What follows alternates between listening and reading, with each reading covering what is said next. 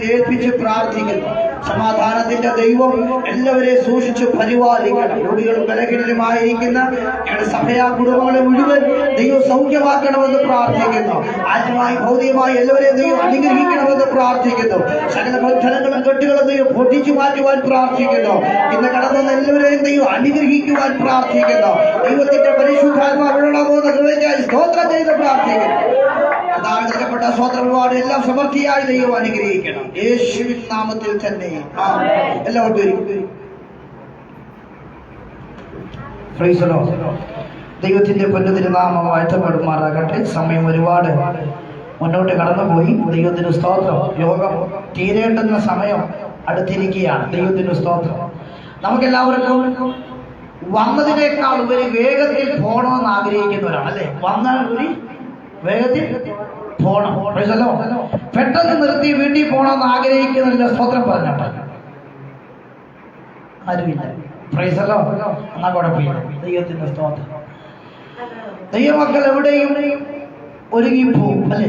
ഒരു കല്യാണം ഉണ്ടെന്ന് അറിഞ്ഞാൽ 10 മണിക്കാണ് കേട്ടെങ്കിൽ 8:30 ആകുമ്പോഴേ വീട്ടിൽ നിന്ന് ചെയ്യും പോകും.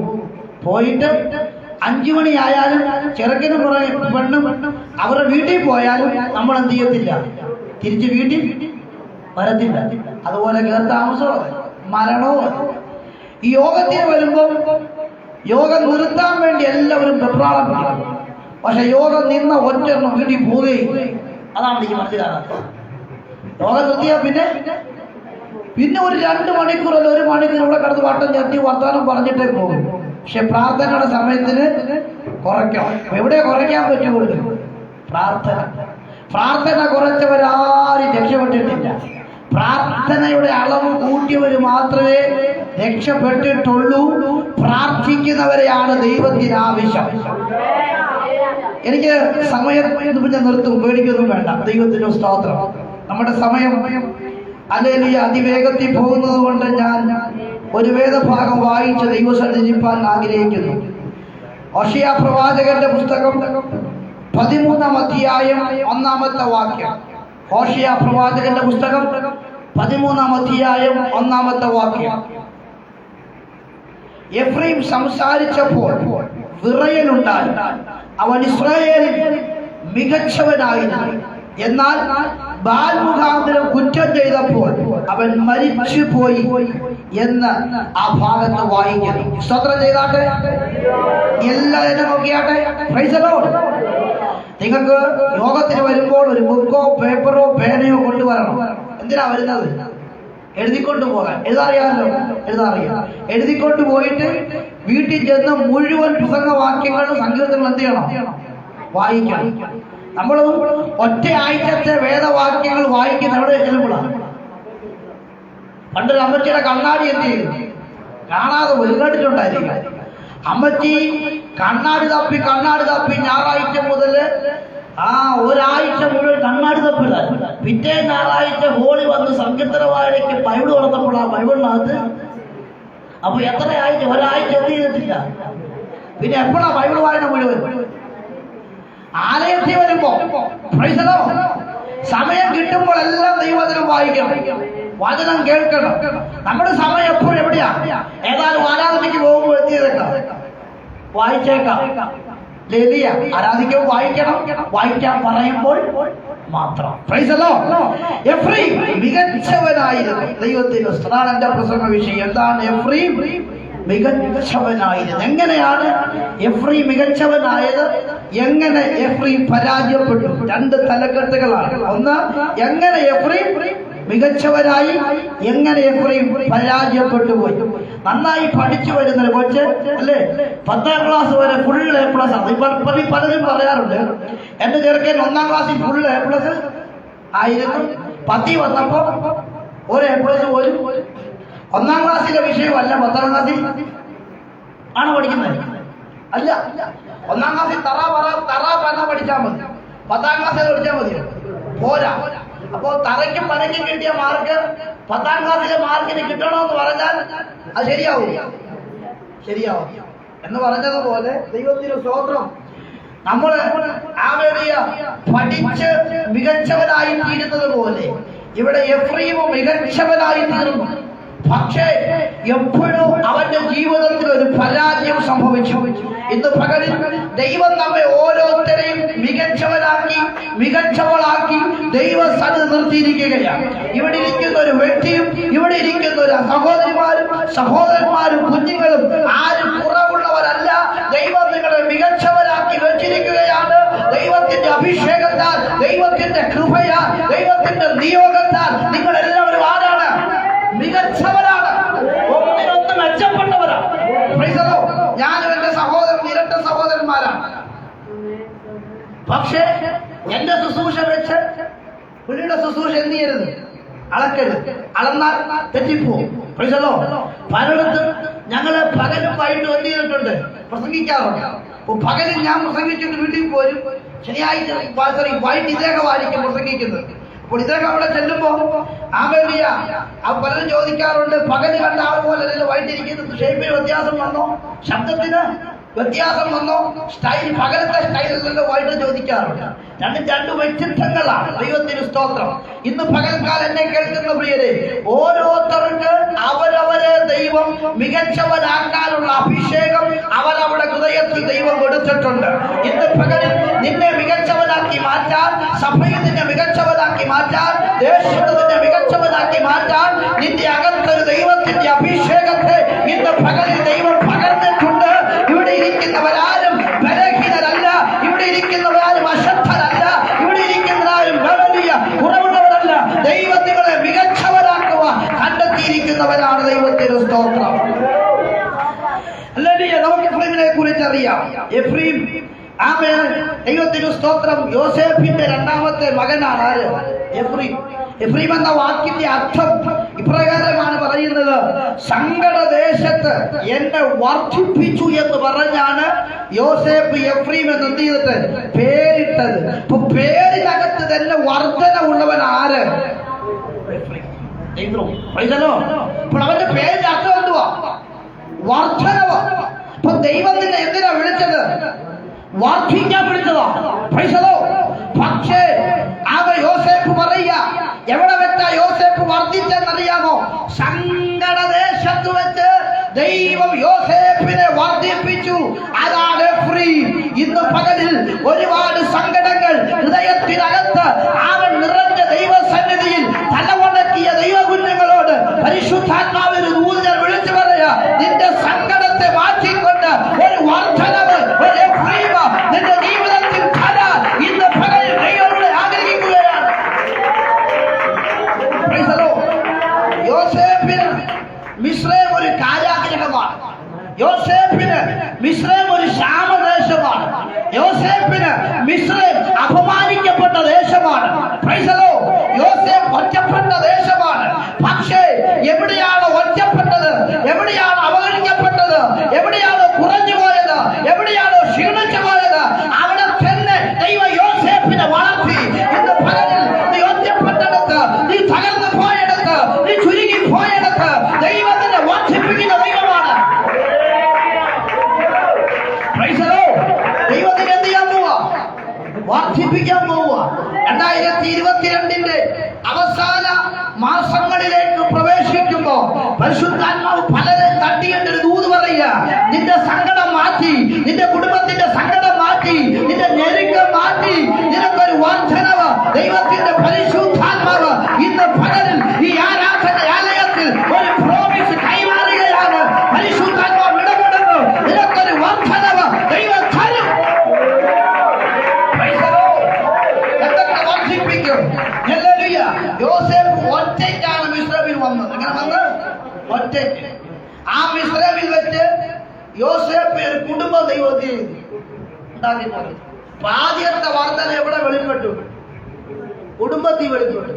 ഇന്ന് പകൽ 2022 നിന്റെ കുടുംബത്തിനകത്തൊരു വർദ്ധന ദൈവം തരാൻ പോകുക. യോസേഫ്, നിനക്കൊരു ഭാവി ഉണ്ടാകരുതെന്ന് പറഞ്ഞ്, നിനക്കൊരു കുടുംബജീവിതം ഉണ്ടാകരുതെന്ന് പറഞ്ഞ്, നീ രാജാവാകരുതെന്ന് പറഞ്ഞ് നിന്റെ സഹോദരന്മാർ നിന്റെ കിട്ടിയ വിലയ്ക്ക് വിറ്റ് അടിമയാക്കി മാറ്റുമ്പോ പരിശുദ്ധാത്മാവ് പറയുന്നു, സഹോദരന്മാരും പിതാക്കന്മാരും ശ്രമിച്ചിട്ട് നടക്കത്തില്ല. ദൈവം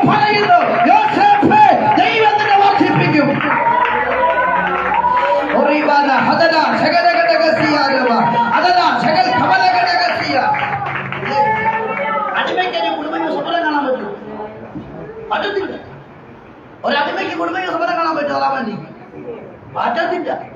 പക്ഷേ അവന്റെ അടിമത്തം മാറ്റി അവന് പദവി കൊടുത്ത്, സ്ഥാനം കൊടുത്ത്, മാനം കൊടുത്ത്, അർഹമായ തൊഴിൽ കൊടുത്ത്, നല്ല വേതനം കൊടുത്തു കഴിഞ്ഞപ്പോ ഇസ്രായേലിൽ വെച്ച് ഏറ്റവും കിട്ടാവുന്ന ഒരു ഭാവിക്ക്, ഏറ്റവും കിട്ടാവുന്ന ഒരു കുടുംബത്തിന് ദൈവം യോസേപ്പിനെ അർഹനാക്കി മാറ്റി. ഇന്ന് പകലിൽ നിന്റെ സ്ഥിതി മാറ്റി നിന്റെ കുടുംബത്തെ ഉറപ്പിക്കാൻ പോകുകയാണ്. നിന്റെ ഭാവിയുടെ തലമുറ ദൈവം ഉറപ്പിക്കാൻ പോകുകയാണ്. യേശുവിന്റെ നാമത്തിൽ ഈ പകൽക്കാല ദൈവാത്മാവ് ഇടപെടുന്നു. നിന്റെ ജോലി മേഖലകളിൽ അവൻ ഒതുക്കി കെട്ടിയ ശത്രുവിന്റെ മുമ്പിൽ ഒരു വർദ്ധനവ് എഫ്രൈമിന്റെ ജീവിതത്തിൽ ഉണ്ടായതുപോലെ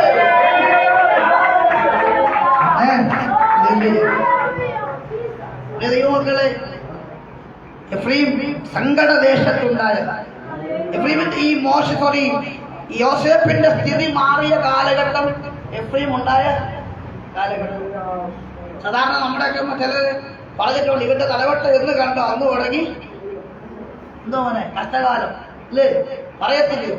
അങ്ങനെ പറയാത്ത മാതാപിതാക്കൾക്കായി സ്തോത്രം, കേട്ടിട്ടുള്ളവർക്ക് വായി സ്തോത്രം. പറഞ്ഞവർക്ക് പറയാത്തവർക്കായി, കേട്ടവർക്കായി. അപ്പൊ 2 മാർക്കും മനസ്സിലായി കാണുമല്ലോ. ദൈവത്തിന് സ്തോത്രം. പക്ഷേ യോസേപ്പ് പറയാണ്, എന്റെ തലമുറയുടെ തലവട്ടം കണ്ടപ്പോൾ എന്റെ അധോഗതി എന്നല്ല പറഞ്ഞത്, എന്റെ തലമുറയെ കണ്ട് എന്റെ സ്ഥിതി മാറ്റി. അതാണ് ഈ പ്രാർത്ഥിക്കുന്നവനും പ്രാർത്ഥന വ്യത്യാസം അല്ലേ? പ്രാർത്ഥിക്കുന്നവൻ തലമുറയെ നോക്കി പറയണമെന്നറിയാവോ? ഇവൻ വന്നേ പിന്നെ, ഇവൻ വന്നേ പിന്നെ, ഇവനെ കണ്ടേ പിന്നെ എന്റെ കുടുംബം എന്ത് ചെയ്തത് പറയൂ. അങ്ങനെ പറയണം. കാരണം യോസേപ്പ് പറയുക, എഫ്രൈം എന്റെ വീട്ടിൽ എന്നുണ്ടായോ അന്ന് എന്റെ വീട്ടിൽ വർധന ഉണ്ടായി. ഇന്ന് പകലിൽ നിന്റെ തലമുറയെ നോക്കി വിളിച്ചു പറ, ഈ തലമുറ എനിക്ക് വർധനവിന് കാരണമാകൂ. എന്റെ ഞെരുക്കത്തെ മാറ്റാ, എന്റെ ഇടുക്കം മാറ്റാ, എന്റെ ശൂന്യത മാറ്റാ, എന്റെ ഫലത്തെ മാറ്റാ. എഫ്രൈം എനിക്കൊരു കാരണമായി തീരും.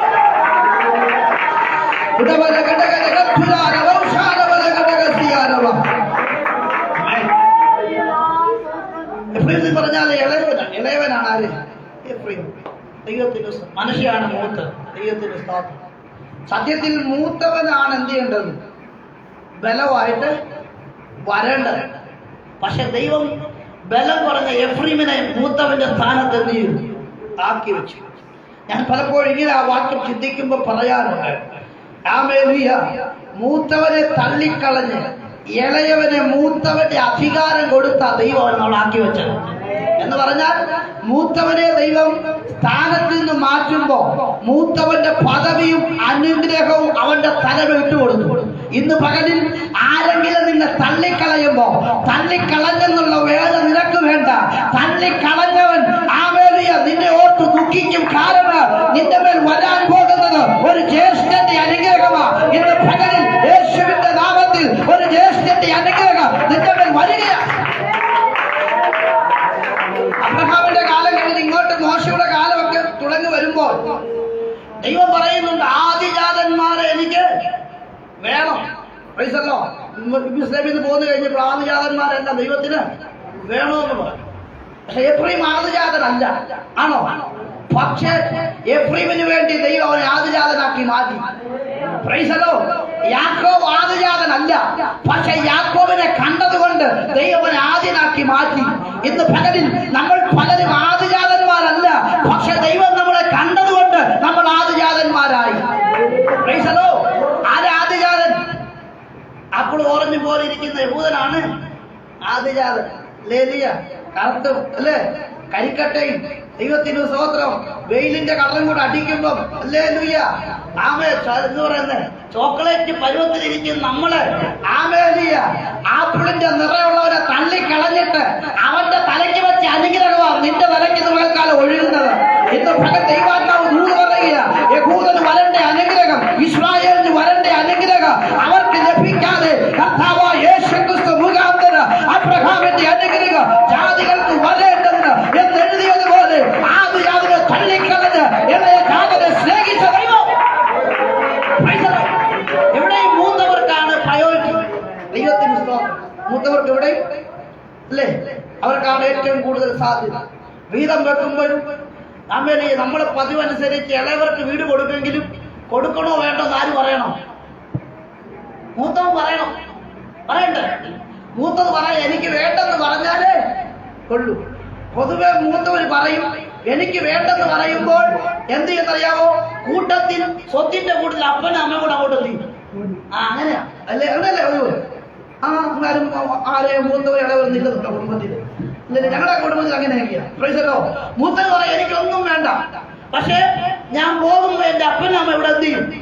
വെച്ചിട്ട് പോകും, നോക്കിക്കോണം. ഇല്ലേ? അവർക്ക് ഡ്രസ്സ് മേടിച്ച് കൊടുത്തോണം, അവരെ കൊണ്ട് ആശുപത്രി കൊണ്ടുപോക്കണം, അല്ലേ? അത് അവരെ കടമയായിട്ട് മാറും. പ്രൈസല്ലോ. പക്ഷെ ഇവിടെ അങ്ങനെ ഒരു ആമരി ആരെങ്കിലും പടരുക്കി വെക്കുന്ന പോലെ അല്ല, പറയുകയാണ് നിനക്കൊരു വർധന ഉണ്ടാകാൻ പോകുകയാ.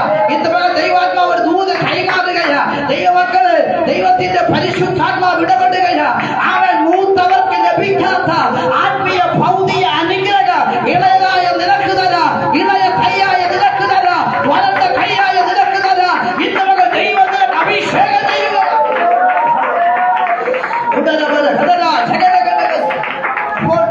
എഫ്രീമിനെ മികച്ചവനാക്കി മാറ്റാൻ ഒന്നാമത്തെ കാര്യം അവന്റെ വീണ പേരിന്റെ അർത്ഥം തെറ്റിയ വർധനവ് എന്നുള്ളത്.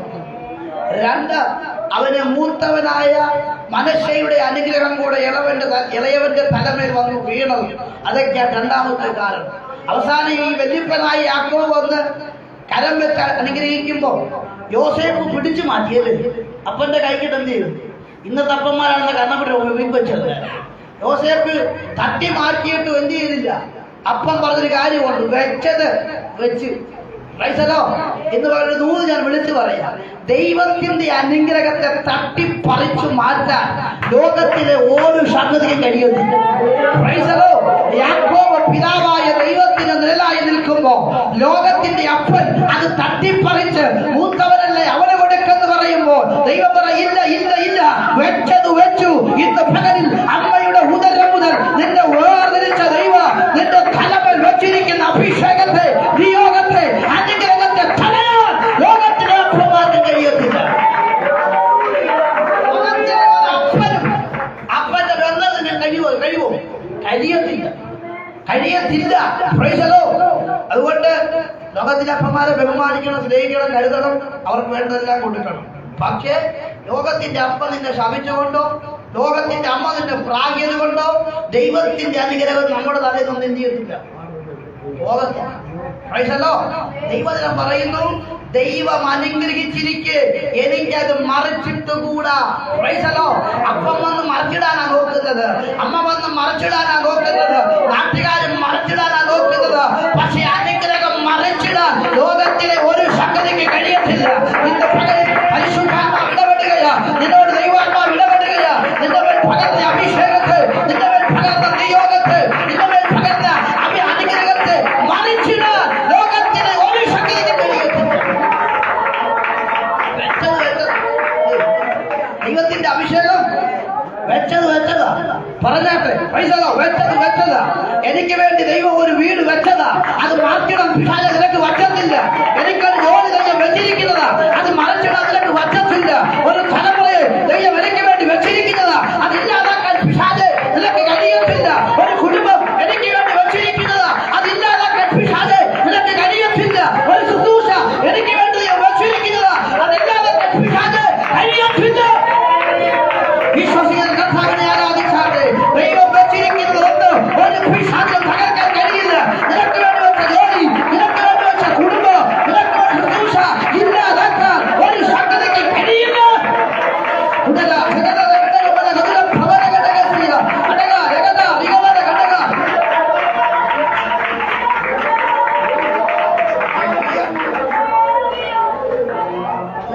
അനന്തൂന്റെ തലയിൽ ദൈവം ഒരു ജോലിക്കുള്ള കൈ വെച്ചിട്ടുണ്ടെങ്കിൽ ലോകത്തിന്റെ ഒരു പിശാചിനും എന്ത് ചെയ്യാൻ പറ്റത്തില്ല, അത് തട്ടിക്കളയാൻ പറ്റത്തില്ല. പിന്നെ വർദ്ധിപ്പിക്കുന്നവനാ നമ്മുടെ ദൈവം. വെച്ചത് വർദ്ധനവിന് വേണ്ടിയാണെങ്കിൽ ദൈവത്തിന്റെ വർദ്ധിപ്പിക്കും. ഇന്ന് പകരം ദൂതൻ വിളിച്ചു പറയാ, ഈ അനുഗ്രഹം നിനക്കൊരു അനുഗ്രഹമായി തന്നെ ഇരിക്കട്ടെ. പ്രൈസലോ. ഇന്ന് പകൽ ശാപങ്ങൾ ദൈവാത്മാവ് തകർക്കുകയാണ്. അവ യേശുവിന്റെ നാമത്തിൽ എത്ര ജോലി ചെയ്തിട്ട് ഒരു ഗതിയും പിടിപ്പിക്കാതെ, എത്ര വരുമാനമുണ്ടെങ്കിലും ഒരു നന്മയും കയ്യിൽ നിൽക്കാതെ നിന്നെ ഞെരുക്കി കളയുന്ന അന്ധകാര ശക്തിയുടെ നടുവിൽ ഒരു വർദ്ധനവിന്റെ ശക്തി ഇന്ന് പകൽ വെളിപ്പെടുകയാണ്.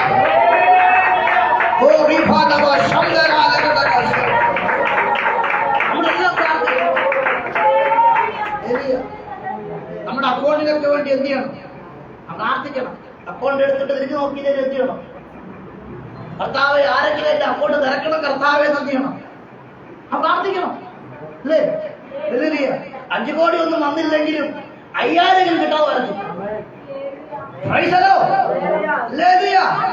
ഇന്ന് പകൽ മരവിച്ച് കിടക്കുന്നതിന്റെ അക്കൗണ്ടൊക്കെ ദൈവം എന്ത് ചെയ്യട്ടെ? പുഷ്ടിപ്പെടുത്തണം. പക്ഷെ പ്രാർത്ഥിക്കണം, കർത്താവേ എനിക്ക് തരാൻ ആരുമില്ല, എന്റെ സ്പോൺസർ നീയാണ്, എന്റെ ദൈവം നീയാണ്. അവൻ കാക്ക കുഞ്ഞുങ്ങൾ ഇരയ്ക്ക് വേണ്ടി ദൈവത്തോട് അലറുമ്പോ അവർക്ക് തീരെത്തിച്ച് കൊടുക്കുന്നവനാ എന്ന് ചോദിക്കുമ്പോ കർത്താവ് എനിക്ക് ഉറപ്പ് പറയാൻ പറ്റൂ, എന്റെ ദൈവമാണ്. അവൻ പറയുന്ന കാക്കയ്ക്ക് വയലിലെ റോസയ്ക്ക് ഒരുപോലെ ഭക്ഷണവും ഭംഗിയും നൽകുന്നവൻ. അതുകൊണ്ട് ആ ദൈവത്തെ ഞാൻ എന്ത് ചെയ്യുന്നു? വിശ്വസിക്കുന്നു. നമ്മൾ പ്രാർത്ഥിക്കണം. പിശാച് എവിടെയൊക്കെ ബ്ലോക്ക് ചെയ്യും. പക്ഷെ കർത്താവേ യേശുവിന്റെ നാമത്തിൽ ബ്ലോക്ക് മാറി ഓപ്പൺ ആകട്ടെ. യേശുവിന്റെ നാമത്തിൽ എന്റെ സാമ്പത്തിക വഴികൾ തുറന്നു വരട്ടെ. എന്റെ സാധനം പിടിച്ചു വെച്ചിരിക്കുന്നത് അവൻ തടയുന്നത് ഏത് ശക്തിയാണെങ്കിലും വഴിഞ്ഞു മാറിപ്പോകട്ടെ. എനിക്ക് ലഭിക്കേണ്ടുന്ന ന്യായമായ വരുമാന മാർഗം തടഞ്ഞു വെച്ചിരിക്കുന്ന പൈസ ശക്തി കഴിയട്ടെ. യേശുവിന്റെ നാമത്തിൽ ദൈവത്തിന്റെ പ്രവൃത്തി വെളിപ്പെടട്ടെ.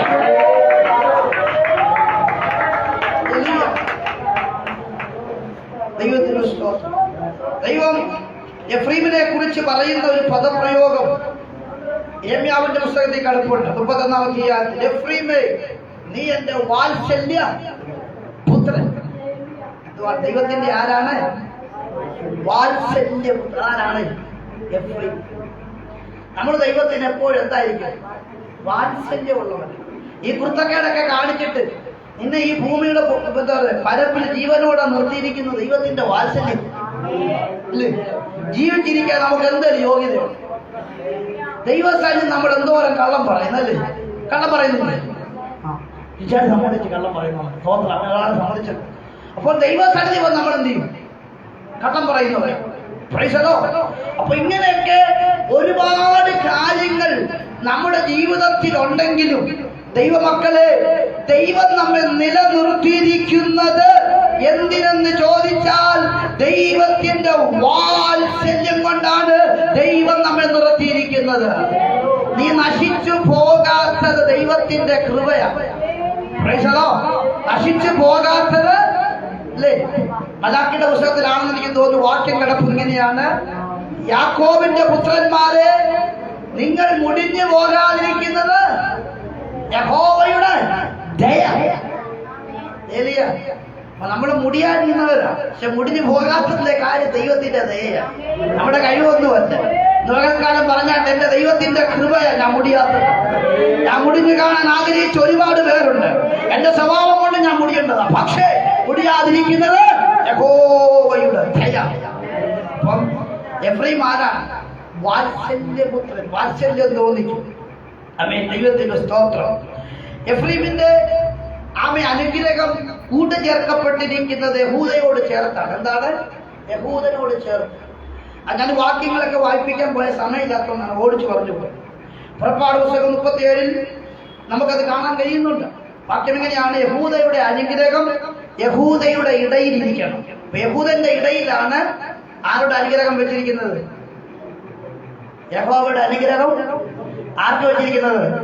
എഫ്രീമിന് വെച്ചിരിക്കുന്നു. ഒറ്റ വാക്യം പറഞ്ഞാൽ, പ്രാർത്ഥിക്കുന്നവർ അനുഗ്രഹം കിട്ടണമെങ്കിൽ എവിടെ വരണം? ആരാധിക്കണം. ആരാധനയ്ക്ക് വരണം, പ്രാർത്ഥിക്കണം, കരവടിച്ച് ദൈവത്തെ ആരാധിക്കണം. ആരാധിക്കുന്നവന്റെ ഇടയിലാ എഫ്രീമേ നിന്റെ നന്മ ഇരിക്കുന്നത്. നീ നന്മ തപ്പി ലോകത്തൂടെ നടന്നാൽ കിട്ടത്തില്ല. നിന്റെ നന്മ എവിടെ വെച്ചിരിക്കുന്നത്? എവിടെ വെച്ചിട്ടുണ്ട്? പ്രാർത്ഥിക്കുന്നവന്റെ ഇടയിൽ. ഇവിടെ ഈ ഹോളിനകത്ത് നീ ഇരിക്കുമ്പോ നിന്റെ അടുക്കൽ ദൈവത്തിന് നന്മ വെച്ചിട്ടുണ്ട്. എന്ന് പകരം ഈ ആരാധിക്കുന്നതിന്റെ ഇടയിൽ ഒരു നല്ല ദൈവം വെച്ചിട്ടുണ്ട്, പരിശുദ്ധാത്മാവ് വെച്ചിട്ടുണ്ട്. അത് പ്രാപിച്ചെടുക്കാൻ ആര് തയ്യാറാകും? ഇന്ന് പകരം നിന്റെ നന്മ യഹൂദന്റെ ഇടയിലാണ് ദൈവം വെച്ചിരിക്കുന്നത്. ആരാധിക്കുന്നവരുടെ ഇടയിൽ ദൈവത്തിന്റെ അനുഗ്രഹമുണ്ട്. ആരാധിക്കാത്തവർക്ക് അനുഗ്രഹം കിട്ടുമോ? ആരാധിക്കാത്തവർക്ക് അനുഗ്രഹം കിട്ടുമോ? കിട്ടത്തില്ല. എന്ത് ചെയ്യണം? ആരാധിക്കണം. എപ്പോൾ ആരാധിക്കണം? ഞായറാഴ്ച മാത്രം ആരാധിച്ചാൽ മതിയോ? ഞായറാഴ്ച മാത്രം? നമ്മളെല്ലാം ഞായറാഴ്ച വിശ്വാസികളാണ്. ഞായറാഴ്ച നേരം വെളുക്കുമ്പോൾ നമ്മളെല്ലാം ഭയങ്കര ആരാധന. ഹോളിലോട്ട് വരണം, വായും വലിച്ചു കീറി അല്ലേ നമ്മൾ ആരാധിക്കും. വീട്ടിലിരിക്കുമ്പോൾ നമുക്കൊരു ആരാധന ഉണ്ടോ? ഞാനെന്നാളെ ദിവാസന്റെ വീട്ടിൽ ചെന്നു. ദിവാസന്റെ വീടാണ്. ഞാനൊരു 6 മണിയപ്പോടെ ചെന്ന. ഞാൻ അവിടുന്ന് 12 വയപ്പോഴാണ് പോകുന്നത് തിരിച്ചു. ഈ 12 മണി അവിടെ ഇരുന്നിട്ട് ഞാൻ ഇരിക്കുമ്പോഴെങ്കിലും പ്രാർത്ഥിക്കാൻ നമുക്ക് തോന്നിയിട്ടുണ്ടോ? പ്രാർത്ഥിക്കാൻ സ്നേഹിതൻ എനിക്ക് അവരുടെ വീട്ടിൽ പോകാറുള്ളൂ. അവര് നമ്മളവിടെ ഇരിക്കുന്നു. ചെന്നപ്പോൾ ഒരു ഹായ് പറഞ്ഞു, വർത്താനം പറഞ്ഞു, ഒരു കാപ്പി കുടിച്ചല്ലേ എന്തെങ്കിലും തിന്ന് വർത്താനം പറഞ്ഞു ചെയ്യും. പിന്നെ വർത്താനം പറഞ്ഞിരിക്കുക, ടിവിയും കണ്ടെന്ത് ചെയ്യുക, ഇരിക്കുക. പൈസല്ലോ അല്ലേ? ഇത് പല വീടുകളിലും ആരാധന സമയത്തെന്നില്ല. ആരാധന എല്ലാവർക്കും ആരാധനയ്ക്ക് പകരം ടി വി എന്ത് ചെയ്യും? ഓപ്പൺ ആക്കി അങ്ങ് വെച്ച്. എനിക്കറിയാം പല വീട്ടിലുമുണ്ട്. ദൈവത്തിന് സ്തോത്രം. ചിലപ്പോൾ ഞങ്ങളുടെ ഡിഷൊക്കെ കേടാവും, നമ്മക്കത്തില്ല. എന്താ കാര്യം? പ്രാർത്ഥിക്കേണ്ട സമയത്ത് പ്രാർത്ഥിക്കണം. കാരണം എവിടെ നിന്ന് അനുഗ്രഹം കിട്ടുന്നത്? ആരാധിക്കുമ്പോ. ചിലയിടത്ത് ചെന്ന് കഴിഞ്ഞാൽ പിള്ളേരെല്ലാം കൂടെ വട്ടം കൂടി എന്ത് ചെയ്യും? യേശുവിന്റെ അടിസ്ഥാനം ആട്ടും പാടി സംഘത്തിനും പാടി അവരെ കയറി എന്ത് ചെയ്യും? അപ്പച്ചൻ അമ്മച്ചയൊക്കെ പുറത്തിരിക്കും. അല്ലേ? അങ്ങനെയാണോ? കുടുംബ പ്രാർത്ഥന എന്ന് പറഞ്ഞ എന്തുവാ? കുടുംബത്തോടെ ഇരുന്ന് ആണോ ഇരിക്കുന്നത്? പ്രൈസലോ. നമ്മൾ അനുഗ്രഹം പ്രാപിക്കാത്തതിന്റെ ഒന്നാമത്തെ തടസ്സം നമ്മുടെ വീട്ടിൽ തന്നെയാണ്. അല്ലാതെ അയൽവക്കാരനൊന്നുമല്ല. അവൻ നോക്കിയതുകൊണ്ട് അവന്റെ കണ്ണ് എന്താ കണ്ണ കരിങ്കണ്ണായതുകൊണ്ട് അവന്റെ നാട്ടിൽ എതിർത്തുകൊണ്ടല്ല. നിന്റെ നന്മയ്ക്ക് അർത്ഥം നീ തന്നെയാണ്. പ്രൈസലോ. ഞാൻ എപ്പോഴും പ്രസംഗിച്ച് പറഞ്ഞൊരു കാര്യമുണ്ട്. കർത്താവ് വരുന്ന വീട്ടിലേക്കാണ്. മമ്മയുടെ തോപ്പിൽ അബ്രഹാം വീടിന്റെ വാതിന്റെ ഇരിക്കുമ്പോഴാണ് കർത്താവ് എന്ത് ചെയ്യുന്നത്? ഹല്ലേലൂയ. വീട്ടിലോട്ട് വരുന്നത്. കർത്താവ് വീട്ടിൽ വരുമ്പം അല്ല നിങ്ങൾ വെള്ളെടുത്തിൽ പോയിരുന്ന കാര്യം നടക്കുമോ? ഉണ്ടോ? പ്രാർത്ഥിക്കുന്നുണ്ടോ? എന്നും പ്രാർത്ഥിക്കുമോ? എന്നാ കുഴപ്പമില്ല. പ്രൈസലോ. അപ്പോൾ ഇന്ന് പകൽ ഈ ഒരു കർത്താവെ എല്ലാ ദിവസവും എന്ത് ചെയ്യണം? കുടുംബ പ്രാർത്ഥന നടത്തണം. നിങ്ങൾ വീട്ടിലുണ്ടെങ്കിൽ ഓരോരുത്തരോരോരുത്തരായിട്ട് പ്രാർത്ഥിക്കാൻ അല്ലേ ഉള്ള സ്ഥലമല്ല. ഞങ്ങൾ പണ്ട് ആന്ധ്രയിലൊക്കെ പോകുമ്പോൾ ഞങ്ങൾക്ക് ഒരു സീറ്റേ കൺഫേം ആകത്തുള്ളൂ. 12 ഭാഷന്മാരുമുണ്ട്, ഒരൊറ്റ സീറ്റും കാണും. ദൈവത്തിന്റെ സ്തോത്രം. അപ്പൊ ഞങ്ങൾ എന്ത് ചെയ്യുന്നറിയോ? രാത്രി എല്ലാം ഉറക്കളച്ചിരിക്കും. അപ്പൊ ഓരോ മണിക്കൂർ വെച്ച് ഓരോരുത്തർ എന്ത് ചെയ്യും? പോയി കിടക്കും. ഇപ്പൊ സമയം വെച്ചിട്ടുണ്ട്, ഒറ്റ സീറ്റേ ഉള്ളൂ. അപ്പൊ 1 മണിക്കൂറേക്ക് ഒരാൾ ആദ്യം പോയി എന്ത് ചെയ്യും? കിടക്കും. കറക്റ്റ് 1 മണിക്കൂറാകുമ്പോൾ അടുത്ത ആൾ കാലം പിടിച്ചെന്ത് ചെയ്യും? കാരണം എനിക്ക് അടുത്ത കിടക്കണം. അങ്ങനെ 2-3 ദിവസം എന്ത് ചെയ്യും? ഇങ്ങനെ ട്രെയിനിൽ യാത്ര ചെയ്ത ഭാഷന്മാരാണ് ഇവിടെ ഇരിക്കുന്നത്. ഇപ്പോഴല്ല, പണ്ട്. പണ്ടല്ല, 3 വർഷം മുമ്പ്. ഇപ്പൊ നമ്മൾ ആന്ധ്ര പോക്കില്ല. അതാണ് സ്തോത്രം. അല്ലേ? അപ്പൊ അത് അങ്ങനെ പരിപാടി ഉണ്ടായിരുന്നു. എന്ന് പറഞ്ഞതുപോലെ മണിക്കൂർ ഇടവിട്ട് അല്ലെങ്കിൽ ആദ്യം അപ്പം പോയി പ്രാർത്ഥിച്ച്, പിന്നെ അമ്മ പോയി പ്രാർത്ഥിച്ച്, പിന്നെ മക്കളും പോയി പ്രാർത്ഥിച്ച്. അതാണ് പ്രാർത്ഥന.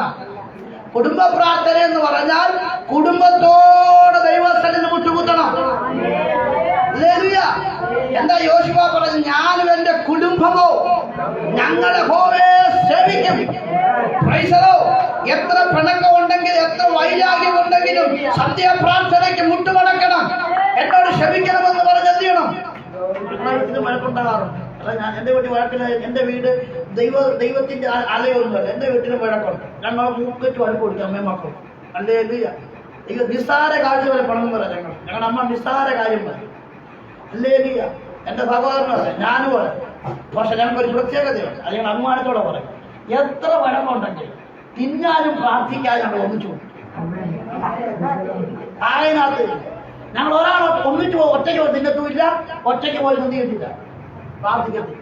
ഇനി എത്ര പിണക്കം ഉണ്ടെങ്കിലും പ്രാർത്ഥിക്കാറാവുമ്പോൾ വന്നിരിക്കുകയും ചെയ്യും, പാടുകയും ചെയ്യും, പ്രാർത്ഥിക്കുകയും ചെയ്യും, ആരാധിക്കുകയും ചെയ്യും.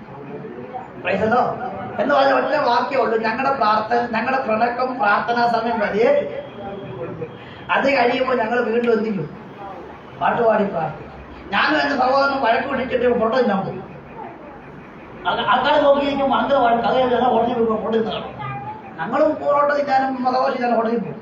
ഇത് നാടക കാര്യത്തിൽ നമുക്കറിയാമോ? പൈസല്ലോ ഞാൻ പറഞ്ഞതിന്റെ കാര്യം, എത്ര പിണക്കം ഉണ്ടെങ്കിലും എത്ര സങ്കടം ഉണ്ടെങ്കിലും പ്രാർത്ഥനാ സമയത്ത് എന്ത് ചെയ്യണം? നരപ്പ് പ്രാപിച്ച് ദൈവസന്നിധി മുട്ടുകുത്തണം. ദൈവത്തിന്റെ വചനം പറയുന്നു, സകല കുടുംബങ്ങൾക്കും പേര് വരുവാൻ കാരണഭൂതനായ യഹോവയുടെ മുമ്പിൽ എന്താ വന്നത്? മുട്ടുകുത്തുന്നു. പൈസല്ലോ അപ്പൊ നമ്മൾ എവിടെ മുട്ടുകുത്തണം? നിന്റെ കുടുംബം നിലനിൽക്കുന്ന ദൈവസന്നിധിയിലാണ്. അതുകൊണ്ട് കുടുംബം സകലാതിരിക്കാൻ ദൈവസന്നിധി മുട്ടുകുത്തണം. ഇന്ന് മകളിൽ നിന്റെ മാതാപിതാക്കളും കുഞ്ഞുങ്ങളും സഹോദരങ്ങളും ഒരുമിച്ച് അവരെവിടെ മുട്ടുകുത്തണം? ദൈവസന്നിധി മുട്ടുകുത്തണം. അങ്ങനെ കുടുംബത്തോട് ദൈവസന്നിധിയിൽ മുട്ടുകുത്തി പ്രാർത്ഥിക്കുന്ന ഒരു കുടുംബവും തകർക്കാൻ പിശാചിന് കഴിയില്ല. ഒരു തലമുറയും തകർക്കാൻ പിശാചിന് കഴിയില്ലെന്ന് ഇന്നൊരു ഉറപ്പോടെ ഞാൻ വിളിച്ചു പറയുന്നു. നമ്മളെല്ലാ ദിവസവും എന്ത് ചെയ്യണം? പ്രാർത്ഥിക്കണം. എല്ലാ ദിവസവും എന്ത് ചെയ്യണം? പ്രാർത്ഥിക്കണം. എല്ലാ പുസ്തകക്കാർക്ക് മാത്രമേ പ്രാർത്ഥനാ ജീവിതം ഇല്ലാത്തവരുണ്ട് അല്ലേ? ഒരു ഹൈന്ദവൻ കറക്റ്റ് സമയത്ത് വിളക്ക് വന്ന് എന്ത് ചെയ്യും? അവൻ പ്രാർത്ഥിക്കും. പ്രാർത്ഥിക്കത്തില്ല? പ്രാർത്ഥിക്കും. എന്റെ വലിയ കത്തോലിക്ക് എത്തിയായിരുന്നു. പക്ഷെ എത്ര വഴക്ക് പഠിച്ചാലും സന്ധ്യയാകുമ്പോൾ കുരിശ് വരച്ചെന്ത് ചെയ്യും? ആ പ്രാർത്ഥിക്കും. വായുത്തിന് കൊള്ളത്തില്ല, പക്ഷെ കുരിശ് വരയ്ക്കാനും പ്രാർത്ഥിക്കാനും പഠിക്കും. അവിടെ നിന്ന് പാടും. എന്താ ബന്ധക്കോസിന്റെ പാട്ടൊക്കെ എന്ത് ചെയ്യും? പാടും. അല്ലേ? പക്ഷെ നമ്മളെ കാണില്ല. പക്ഷെ പാട്ട് പാടി പ്രാർത്ഥിക്കുക. ഞാൻ പറഞ്ഞിട്ട് താല്പര്യം അനുഗ്രഹം. പ്രാർത്ഥന ഒരു എന്താണ്? അനുഗ്രഹം അല്ലേ? നമ്മളെവിടെ പ്രാർത്ഥിക്കണം? നമ്മുടെ വീട്ടിൽ പ്രാർത്ഥിക്കണം. വീട്ടിൽ പ്രാർത്ഥിച്ചാൽ വീടിനകത്ത് നന്മ ഉണ്ടാകും, വീടിനകത്ത് സമാധാനം ഉണ്ടാകും, വീടിനകത്ത് അനുഗ്രഹം ഉണ്ടാകും, എന്റെ തലമുറ അനുഗ്രഹിക്കപ്പെടും. ഇതൊക്കെ ചെയ്യണമെങ്കിൽ എവിടെ പ്രാർത്ഥിക്കണം? വീട്ടിൽ പ്രാർത്ഥിക്കണം. അപ്പൊ ഇവിടെ ആരെങ്കിലും വീട്ടുപ്രാർത്ഥന മുടങ്ങി കിടപ്പുണ്ടെങ്കിൽ കുടുംബനിഷ്ഠിട്ട് പ്രാർത്ഥിക്കാതിരിക്കരുത്. ഇന്ന് തന്നെ പോയി വീട്ടിൽ പ്രാർത്ഥന ആരംഭിക്കണം. പ്രൈസല്ലോ. എല്ലാവരും പല മുറിക്കകത്ത് ഒരേ സമയം പ്രാർത്ഥിക്കരുത്. ഒരു മുറിയിൽ എന്ത് ചെയ്യണം? പ്രൈസല്ലോ. ഭർത്താവ് തട്ടില്, ഭാര്യ അടുക്കള്, മക്കളെല്ലാം ടിവിയുടെ മുമ്പിലാണ് പ്രാർത്ഥിക്കേണ്ടത്. അല്ലല്ല, ഒരുമിച്ച് മുട്ടുകുത്തി പ്രാർത്ഥിക്കണം. ഞാനും എന്റെ കുടുംബവും. പണ്ട് സാക്ഷി പറയാൻ വേണ്ടി കാണാപിടിച്ചു വെച്ച വാക്കല്ലത്, അതിനർത്ഥമുണ്ട്. ഞാൻ സേവിക്കുന്ന ദൈവത്തെ എന്റെ തലമുറയും സേവിക്കും. ഞങ്ങൾ പ്രാർത്ഥിക്കുന്നത് ഒരുമിച്ച്, ഞങ്ങൾ ഉപവസിക്കുന്നത് ഒരുമിച്ച്, ഞങ്ങൾ തീരുമാനമെടുക്കുന്നത് ഒരുമിച്ച്. ഞാൻ കൂടുതൽ പറഞ്ഞ സമയം തീർപ്പിക്കുന്ന സമയം കഴിഞ്ഞു. അല്ലേ ലിയ? ഞാൻ ഇനി ഒന്നിന്റെ കാര്യങ്ങൾ കൂടെ പറഞ്ഞ് എന്റെ സമയം ഇവിടെ നിർത്തി, എന്റെ പ്രസംഗം ഇവിടെ അവസാനിപ്പിക്കാം. ആമേൻ. യഹൂദനോട് ചേർന്ന് അനുഗ്രഹം വെച്ചിരിക്കും. പിന്നെ അല്ലെ ഒത്തിരി കാര്യങ്ങളുണ്ട്, ഞാൻ കട്ട് ചെയ്യുകയാണ്. എന്തുകൊണ്ട് എഫ്രൈം പരാജയപ്പെട്ടു പോയെന്ന് ചോദിച്ചാൽ അവന്റെ ജീവിതത്തിൽ അവന്റെ പ്രത്യേകതയും കൂടെ ഉണ്ട്. എഫ്രൈം മറിച്ചിടാത്ത ദോശ. എന്താണ് മറിച്ചിടാത്ത ദോശ എന്ന് പറയുന്നത്? മറിച്ചിടാത്ത ദോശ എന്ന് പറഞ്ഞാൽ ഒരു സൈഡ് മാത്രം വെന്തിരിക്കുന്ന ദോശ. നമ്മുടെ പല വിശ്വാസികളും, ഞാൻ ഉൾപ്പെടെ ഉള്ളവർ ഇപ്പൊ എങ്ങനെയാണ് നിൽക്കുന്നത്? ഒരു സൈഡിൽ ഓക്കെ, മറു സൈഡിൽ അതെ, ഒരു സൈഡിൽ ഓക്കെയാ, എന്റെ പ്രസംഗം ഓക്കെയാ, പക്ഷെ എന്റെ ജീവിതമോ അല്ലേ? ഇത് പകൽക്കാലം പ്രാർത്ഥിക്കേണ്ട സമയത്ത് പ്രാർത്ഥിക്കണം. ഹല്ലേലൂയ. മറിച്ചിടാത്ത ദോശയായ എഫ്രൈം പിന്നെ പരാജയപ്പെടാതിരിക്കുമോ? പരാജയപ്പെടാതിരിക്കത്തില്ല. കാരണം അവൻ ആരാ? ഒരു സൈഡ് മാത്രമേ ക്രമീകരണം പ്രാപിച്ചിട്ടുള്ളൂ. എല്ലാ സൈഡും എന്ത് ചെയ്യണം? ക്രമീകരണം പ്രാപിക്കും. രണ്ട് സൈഡും ഒരുപോലെ വെന്താൽ മാത്രമേ അത് തിന്നാൻ വായി വെക്കാൻ കൊള്ളത്തുള്ളൂ. നമ്മൾ ദൈവത്തിന് ഉപയോഗമുള്ളവരായി മാറണം. ദൈവമക്കളായ നമ്മൾ ദൈവത്തിന് ഉപയോഗമുള്ളവരായി മാറണം. ഇന്ന് പകൽ ദൈവാത്മാവ് നിങ്ങളെ തട്ടി ഉണർത്തിയിട്ടൊരു ദൂത് കൈമാറുകയാണ്. ഒരു വർഷം മാത്രം വെന്ത് പൊള്ളിയ ഒരു ദോശ കഷ്ണമായി മാറല്ലേ. ഇരു സൈഡും ഒരുപോലെ വെന്ത ആത്മാവിൽ പ്രയോജനമുള്ള അവൻ ദൈവവചനത്തിനനുസരിച്ച് ജീവിക്കുന്ന ഒരു നല്ല അവൻ ആളത്വമായി മാറണം. അവരാണ് അല്പവിശ്വാസികൾ. ആരാണ്? ഒരു സൈഡ് വന്നവരാണ് അല്പവിശ്വാസി. ഹല്ലേലൂയ. പ്രതികൂലം കേൾക്കുമ്പോൾ അവൻ ബോധം കെട്ട് എന്ത് ചെയ്യും? നിലത്ത് വീഴും. പാഷ ചെന്നില്ലെങ്കിൽ പിണങ്ങി ആരാധനയ്ക്ക് വരത്തില്ല. പാഷ ഹോം വിളിച്ചില്ലെന്ന് പറഞ്ഞ് സഭ മാറിപ്പോകും. ഹല്ലേലൂയ. ഇവരൊക്കെ ആരാണ്? മറിച്ചിടാത്ത ദോഷ. മറിച്ചിടാത്ത ദോഷ. അവിടെ ജോണാച്ചി മാത്രമേ ആകെയുള്ളൂ. പാഷ ഞാൻ കണ്ടു, നിങ്ങളെല്ലാം തിരക്കാണ്. എന്നെ കണ്ടത് അറിയാൻ പറ്റും. ഇടയ്ക്കിടയ്ക്ക് പറയും ഭാഷ വന്നില്ല കുഴപ്പമില്ല, അറിയാം ഭാഷ തിരക്കാണ് എന്ന് പറഞ്ഞതുപോലെ ദൈവത്തിന്റെ സ്തോത്രം. അവൻ എപ്പോഴും വരാത്തത് അവന് വേറൊന്നും കൊണ്ടല്ല, തിരക്ക് സത്യം തന്നെയാണ് ദൈവത്തിന്റെ സ്തോത്രം. പക്ഷെ അത് വന്നില്ലെന്നോർക്ക് എന്ത് ചെയ്യരുത്, പിണങ്ങരുത്. ദൈവത്തിന്റെ സ്തോത്രം. അപ്പം ഭാഷ അങ്ങോട്ട് വിളിക്കാൻ നോക്കിയിട്ട് ഭാഷ ഇങ്ങോട്ട് എന്ത് ചെയ്യും അല്ലേ?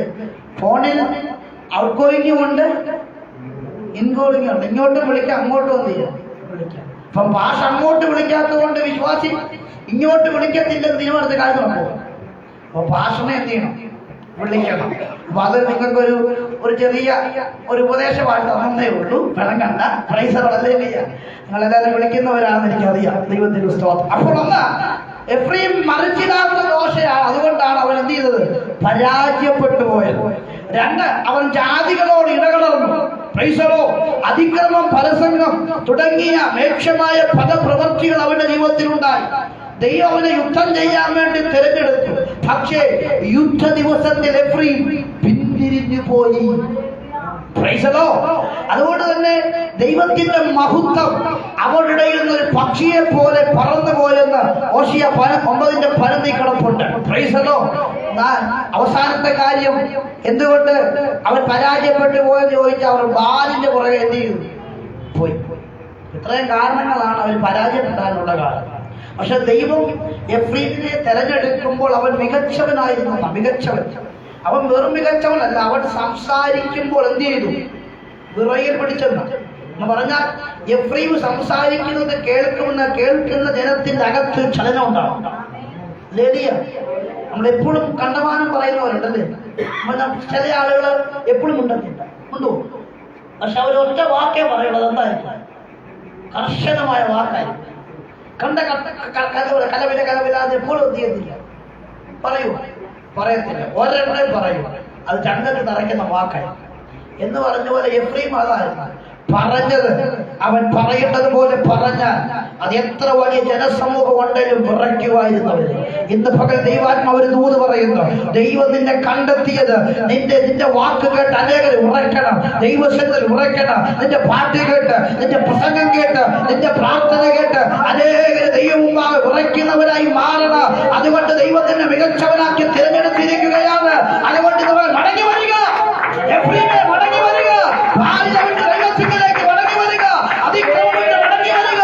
ദൈവത്തിനെ മികച്ചവനാക്കി മാറ്റുന്നു.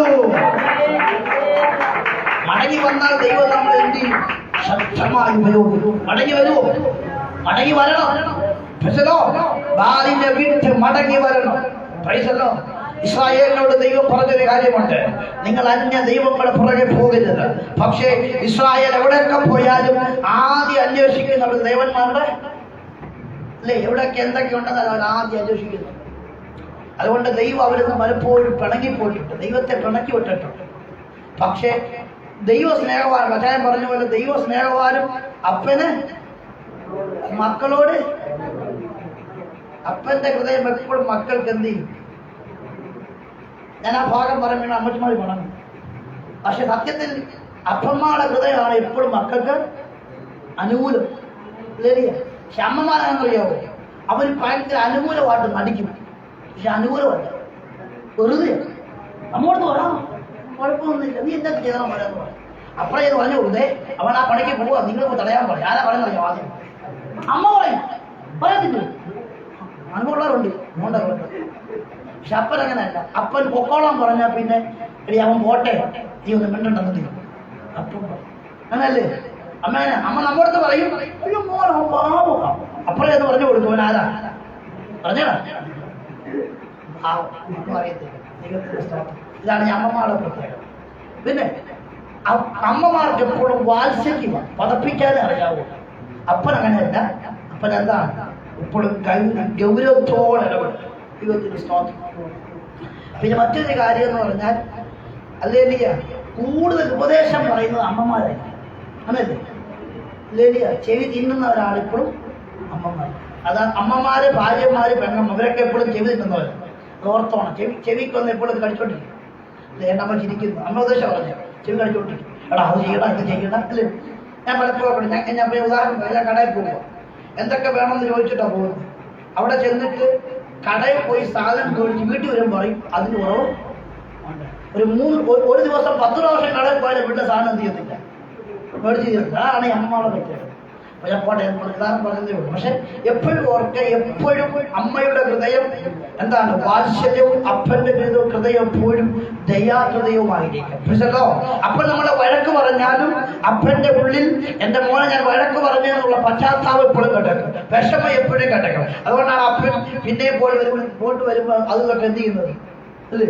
വഴക്ക് പറഞ്ഞൊരു അപ്പൻ വീട്ടിൽ നിന്ന് ഇറങ്ങിപ്പോയാൽ തിരിച്ചൊരിക്കലും അപ്പൻ വെറും കൈയോടെ വരുന്നില്ല. വരുമോ? അമ്മ പിന്നെ വിളിച്ചോണ്ട് വന്നപ്പോ അങ്ങനല്ലേ? അമ്മമാര് പിണങ്ങിപ്പോയാ, അമ്മമാര് ഭാര്യമാര് പിണങ്ങിപ്പോയാൽ പിന്നെ എന്ത് ചെയ്യണം? ഓർത്തോളം പറഞ്ഞു.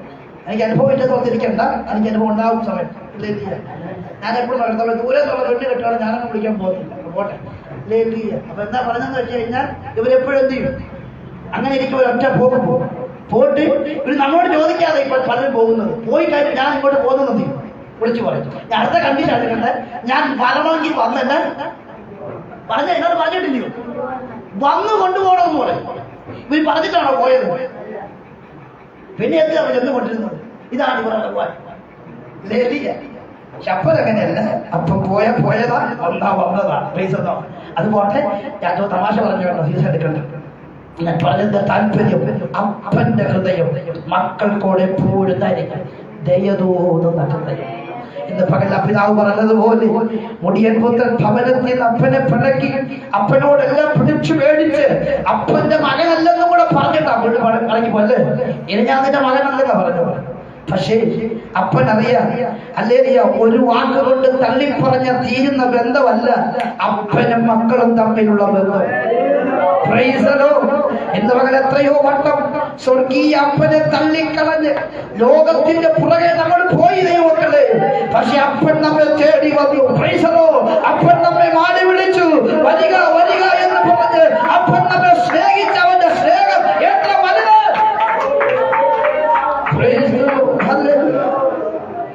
ഭാഗത്ത് പഠിക്കുമ്പോ ദാസൻ പറഞ്ഞതുപോലെ അപ്പൻ ദൂരത്തു നിന്ന് മകൻ വരുന്നത് എന്ത് ചെയ്തു? കണ്ടു. ദൂരത്ത് നിന്ന് വരുന്നത് എന്ത് ചെയ്തു? കണ്ടു.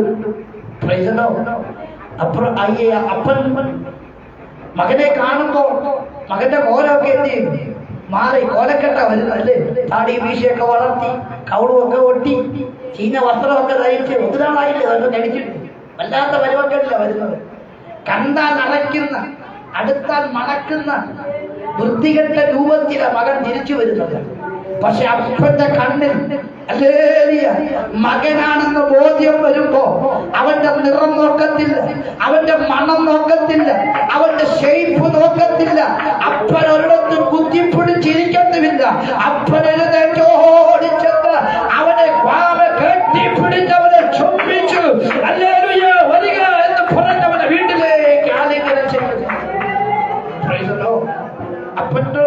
അപ്പനോട് പറയും, കാണാൻ പറ്റണമെന്ന് വാചോട്, അപ്പ ഇനി ഞാൻ നിന്റെ മകനല്ല അല്ലേ? നിന്നോട് ഞാൻ പാപം ചെയ്തു, സ്വർഗത്തോടും പാപം ചെയ്തു. നിന്റെ വേലക്കാരി ഒരുവനെ പോലെയാക്കും. നമ്മളൊക്കെ ആണെങ്കിൽ വേലക്കാരെ പോലും ആക്കണം, നാട്ടുകാരെ പോലും ആക്കണം.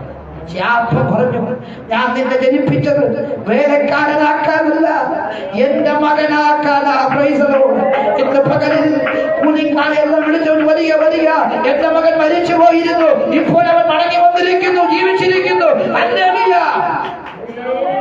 ആദ്യത്തെ ആ പിതാവിനെ കാണുമ്പോൾ അപ്പനായി കാണും. പിന്നത്തെ ആ അപ്പൻ നഷ്ടപ്പെട്ട അപ്പന. മകന് നഷ്ടപ്പെട്ടു അല്ലേ? മകൻ നഷ്ടപ്പെട്ടു, സ്വത്ത് നഷ്ടപ്പെട്ടു, എല്ലാം നഷ്ടപ്പെട്ടു. നഷ്ടപ്പെട്ട പിതാവ്.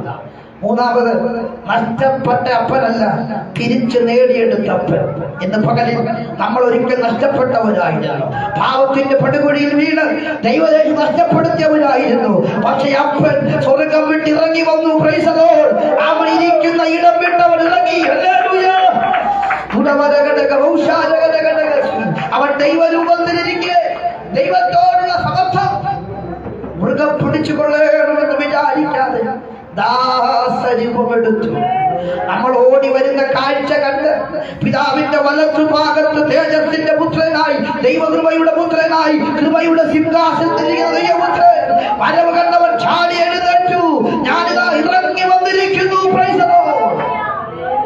ഇരുന്ന ഇടം വിട്ട് എഴുന്നേറ്റ് ഇറങ്ങി വന്ന് നിന്നെ ആലിംഗനം ചെയ്ത് ഞാൻ ഇരിക്കുന്നിടത്ത് നിന്നെയും ഇരുത്തും, അതെന്റെ മകനാക്കി തന്നെ ഇരുത്തുമെന്ന് പറഞ്ഞ് നമ്മെ സ്നേഹിച്ച സ്വർഗീയപ്പന്റെ സ്നേഹത്തെ ഓർത്ത് ഇന്ന് അല്പസമയ ദൈവത്തെ ആരാധിക്കുക. എല്ലാ കണ്ണതയും മാറണയട്ടെ, എല്ലാ ഫലങ്ങളും ചലിക്കട്ടെ. അപ്പന്റെ സ്നേഹം എന്ന് വലുത്. ഓ എല്ലാവർക്കും ദൈവസന്നിധിയിൽ എഴുന്നേൽക്കാം. എല്ലാവരും എഴുന്നേറ്റാണ്. ഇന്ന് പകലിൽ അപ്പന്റെ സ്നേഹത്തെ നമുക്കൊന്ന് ഓർക്കാം. ഇന്ന് പകൽ എന്റെ പ്രസംഗം ഞാനിവിടെ നിർത്തുകയും എഫ്രീം മികച്ചവനായിരുന്നു. ദൈവം നമ്മെ ഓരോരുത്തരെയും മികച്ചവനാക്കാനാണ് വിളിച്ചിരിക്കുന്നത്. നിങ്ങൾ ഒരിടത്തും പോയി പരാജയപ്പെടണം കേട്ടോ. നിങ്ങൾ ഞാൻ ജോലിക്ക് പോയാൽ പരാജയപ്പെടും, പഠിക്കാൻ പോയാൽ പരാജയപ്പെടും, ഒരിക്കലുമില്ല. ദൈവം പറയുന്നു നീ മികച്ചവനാണ്. നീ എവിടെ പോയാലും നീ അനുഗ്രഹിക്കപ്പെടും. നീ വിതച്ചാൽ അനുഗ്രഹിക്കപ്പെടും. നീ കൊയ്താൽ അനുഗ്രഹിക്കപ്പെടും. നിന്റെ മാവ് കുഴയ്ക്കുന്ന തൊട്ടി അനുഗ്രഹിക്കപ്പെടും.